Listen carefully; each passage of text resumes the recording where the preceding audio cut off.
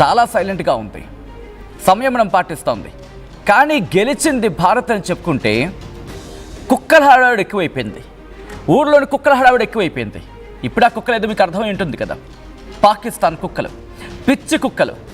బహుశా ఒకసారి మీరు చూడొచ్చు, తుపాకీలు పట్టుకుని రోడ్డు మీద తిరుగుతున్న పిచ్చి కుక్కలన్నీ ఒక దగ్గరే చేరాయి. వీటన్నిటికీ ఒక మిజైల్ని పడేస్తే సరిపోతుందేమో, ఇంకోసారి ఊరి మీద ఇంకోళ్ళని కరవడానికి రాకుండా ఉంటాయి. ఆ విజువల్ మీరు చూస్తున్నారు. పాకిస్తాన్లో ఉగ్రవాదులు భారీ ర్యాలీకి దిగారు. బహుశా పాకిస్తాన్కి ఇది కనిపిస్తోందా, పాకిస్తాన్కి ఇది కనిపిస్తోందా అని ప్రశ్న అడుగుతున్నాడు. ఏంటని అడుగుతున్నారు కదా, చెప్తా సమాధానం. పాకిస్తాన్ ప్రభుత్వం వాళ్ళు ఏమంటారు, అరే మా దగ్గర ఉగ్రవాదులే లేరు, మా దగ్గర ఉగ్రవాదులే లేరు. మరి వీళ్ళందరూ ఎవరు? ఏదో బ్రహ్మానందం డైలాగ్ ఉంటుంది కదా, బహుశా ఇక్కడ మీరు అది వాడేసుకోవచ్చు నిర్మోహమాటంగా అనుకుంటా. ఇక్కడ చూడండి విజువల్. పాకిస్తాన్లో ఉగ్రవాదులు భారీ ర్యాలీకి దిగారు. వేల సంఖ్యలో హాజరయ్యారు ఉగ్రవాదులు. భారత్పై గెలిచామంటూ సంబరాలు చేసుకుంటున్నారు. ఆర్మీ దాడిపై రగిలిపోతున్నారు ఉగ్రవాదులు. మసూద్ అజర్ ఇంటిని కూల్చేశారంటూ ఊగిపోతున్నారు. కరాచీలో పాక్ మాజీ క్రికెటర్ షాహిద్ అఫ్రిది కూడా ర్యాలీకి దిగాడు. ఏం సాధించాడు మీరు చూడొచ్చు. ఏదో సాధించినట్టు ర్యాలీకి దిగాడు. బహుశా షాహిద్ అఫ్రిదికి తెలియదు అనుకుంటా పాకిస్తాన్ ఓడిపోయింది అనే మాట. బహుశా ఇతగాడికి తెలియదు అనుకుంటా పాకిస్తాన్ కాళ్ళు పట్టుకుంది అనే మాట. బహుశా ఇతగాడికి తెలియదు అనుకుంటా ఇప్పుడు తగలబడిపోతున్న పాకిస్తాన్కి జరిగిన భారీ నష్టం ఏంటో. ఒక్కసారి విజువల్ చూద్దాం.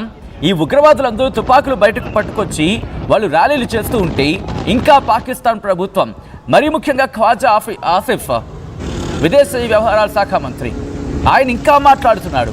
కొద్దిసేపటి క్రితం ఆయన మాట్లాడాడు. ఆ అంశాన్ని కూడా తెర మీద తీసుకొచ్చే ప్రయత్నం చేద్దాం. మీరు చూడొచ్చు, ఒకసారి విజువల్ చూడండి. తుపాకులు పట్టుకుని రోడ్ల మీదకి వచ్చారు. వీళ్ళు శాంతి కామికులంట. అదే తుపాకీతో ఒక్కొక్కరిని వేసేస్తే అక్కడ బస్సు చాలా కఠినంగా అనిపించచ్చు మాట. కరెక్ట్. మీరు చూడొచ్చు హ్యాండ్ లాంచర్స్ కావచ్చు, లేకపోతే ఆ తుపాకీలు కావచ్చు. వీళ్ళు ఉగ్రవాదులు కాకపోతే ఇంకేంటి? ఒక్కసారి చూడండి, వందలాది మంది కాదు, ఏకంగా వేలాది మంది.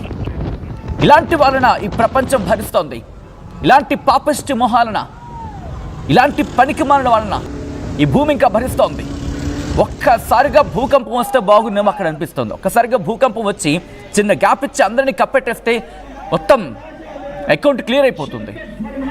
చూడండి మొత్తం ఏ స్థాయిలో అక్కడికి చేరుకున్నారు. తుపాకులు పట్టుకొని మళ్ళీ వీళ్ళు శాంతి కామికులు అంటూ కూడా చెప్పుకొస్తున్న పరిస్థితి.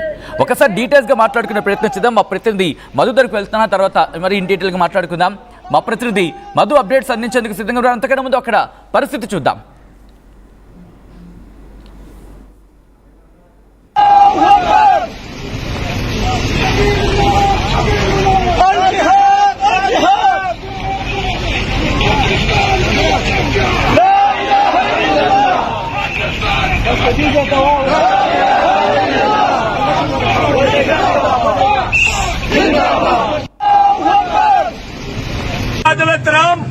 मैं आपको थोड़ी सी एक तारीफ करना चाहता हूं, बताना चाहता हूं, जहां पर इन्होंने रात को जिस शख्सियत के मकान पर इंडिया ने जो हमला किया है, 2 जगहों पर उसने हमला किया। एक उसने मौलाना मसूद अजहर जो एक जिहादी कमांडर है, जो जैश-ए मोहम्मद के सरबराह हैं, उनके घर पे इन्होंने हमला किया। उसकी फैमिली के 12 लोग शहीद हो गए, जिसमें छोटे बच्चे भी शामिल हैं।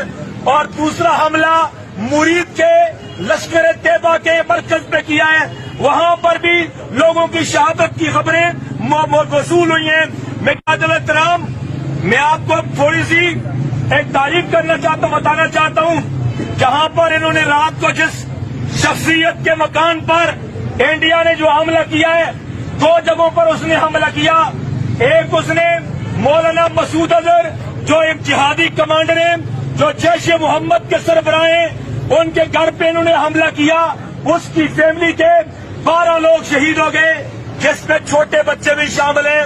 और दूसरा हमला मुरीद के लश्कर तैयबा के मरकज पे किया है, वहां पर भी लोगों की शहादत की खबरें वसूल हुई हैं।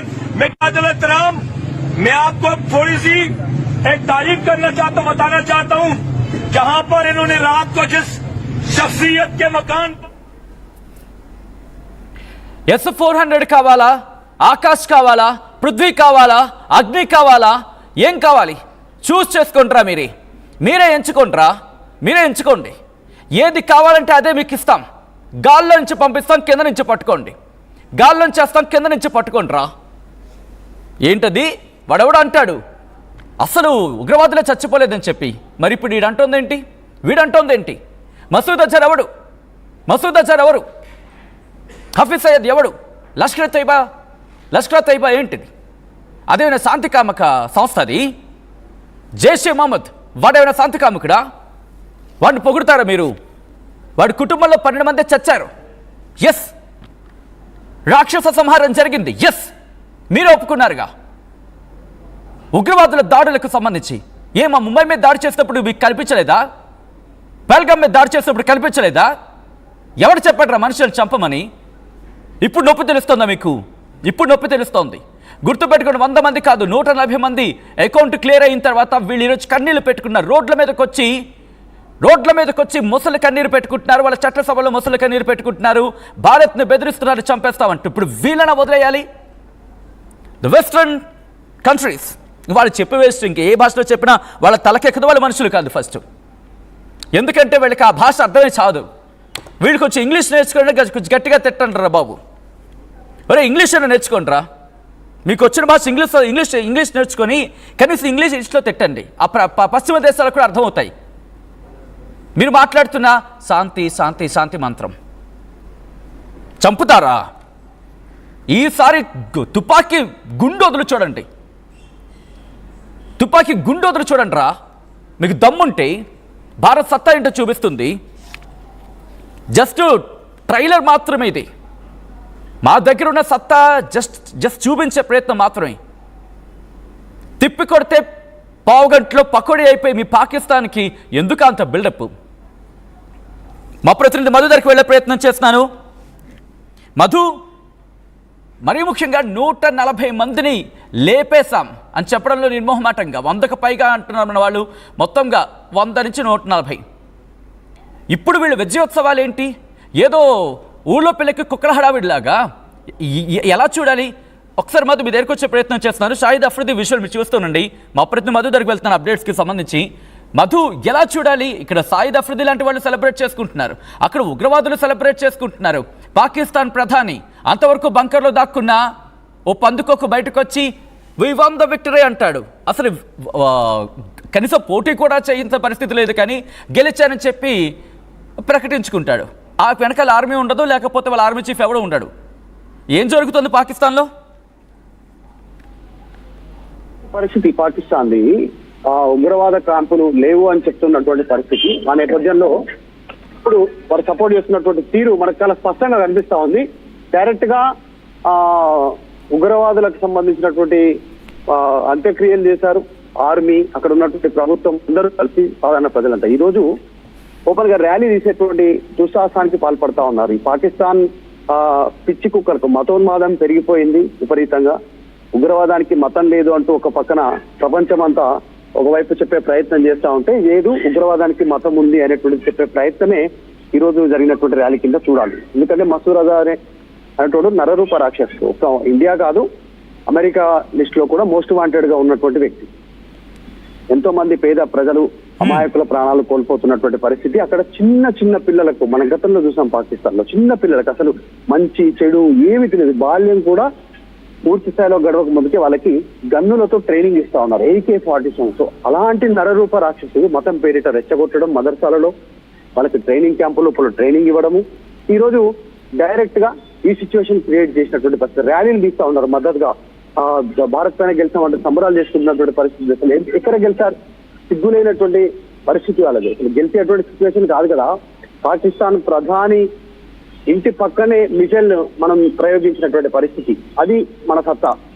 ఈ రోజు అక్కడ ఉన్నటువంటి స్థానిక ప్రజల్లో తీవ్రమైనటువంటి వ్యతిరేకత ఉంది. వాళ్ళంతా ప్రభుత్వం పైన, అక్కడ ఆర్మీ పైన తిరుగుబాటు చేసే పరిస్థితిని దాన్ని కప్పిపుచ్చుకోవడానికి ఒక షాహిద్ అఫ్రిది, మాజీ క్రికెటర్, వీడికి సిగ్గులేదు. ప్రపంచ వేదికల పైన క్రికెట్ ఆడాడు, అన్ని దేశాలు తిరిగాడు, ఏ దేశంలో ఎలా ఉంటుందో తెలుసు, అన్ని తెలుసు. అయినా తెలిసి కూడా ఇలాంటి స్టేట్మెంట్ చేస్తా ఉన్నటువంటి రీజన్ ఏంటంటే రాజకీయంగా ఎదగాలని, మరింత సంపాదించుకోవాలని, వాళ్ళను మతం పేరిట వాళ్ళని రెచ్చగొట్టాలనేటువంటి ఏకైక రీజనే ఛాయ్ తప్పి చేస్తున్నటువంటి ఘటన కింద చూడాల్సినటువంటి అవసరం ఉంది. ఆల్రెడీ ఒక క్రికెటర్ ఆల్రెడీ జైల్లో ఉన్నారు, సిగ్గులైనటువంటి పరిస్థితి.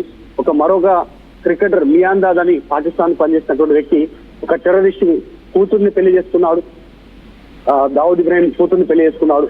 ఇలాంటి ఘటనలు ఎక్కువైపోతా ఉన్నాయి. సో పాకిస్తాన్ లో మతం పేరిట వాళ్ళని రెచ్చగొట్టాలి, ఉగ్రవాదం వైపు మళ్లించాలి, ఈ రకమైనటువంటి ర్యాలీలు తీసేటువంటి పరిస్థితి వేల సంఖ్యలో.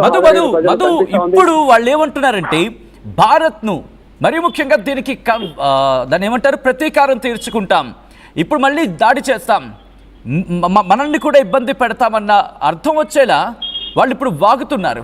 దీనికి భారత్ ఒకవేళ కనుక వీళ్ళు ఒక కవ్వింపు చర్యలు దిగితే ఆటోమేటిక్గా సీజ్ ఫైర్ వైలేషన్ కింద వస్తుంది. అప్పుడు భారత్ సమాధానం చెప్తే తట్టుకునే పరిస్థితి ఉందా వీళ్ళకి? నిన్న ఆల్రెడీ ప్రధాని నరేంద్ర మోదీ ఒక క్లారిటీ ఇచ్చారు. ఇక్కడ నుంచి పాకిస్తాన్ నుంచి ఒక బుల్లెట్ వస్తే మిసైల్ వెళ్ళాలి అనేటువంటి ఒక స్టేట్మెంట్ చేశారు. అంటే అంత ఫ్రీడమ్ ఇచ్చారు ఆర్మీకి. So army